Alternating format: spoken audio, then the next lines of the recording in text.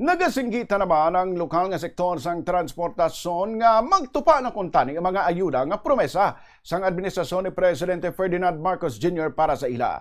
Sa interview sa Pong Buradyo kay Mr. Raimundo Boyet Parcon, ang chairman sang Western Visayas Transport Cooperative, iyagin pahayag nga matamis kag marami ang mga promesa sang presidente sa ila apang dapat gidanay nga magtupa ang mga ini antes magpati ang publiko. Dugang pa sining nga manugisa ng kabulan ng mga ini nga nagahulat sang ayuda halin sa gobyerno kag tubtob subong wala gina mga ini nakatiraw. Suno pa kay Parcon nga nagalain gina ila buot bangon napisan nga may nang katalana nga rollback sa masunod nga semana mabugat gihapon ang preso sang gatong para sa ila. Nagapanawagan ng mga ini sa gobyerno nga tumanon ang ginbuyan nga mga promesa ilabi na sa ila nga nagabugos ang sektor sang transportasyon.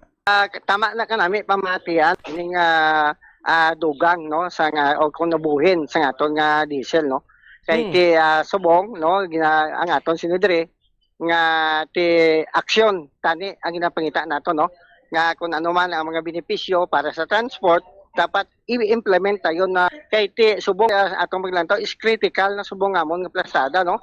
Why pang fuel subsidy nakaabot no kag ti ang ginatulat naton pagid ang ining fuel subsidy nga amo gining solusyon no band-aid solusyon ng inianay no importante nga may ara ta anay nga tawag sini nga magamit for 1 day or 2 days no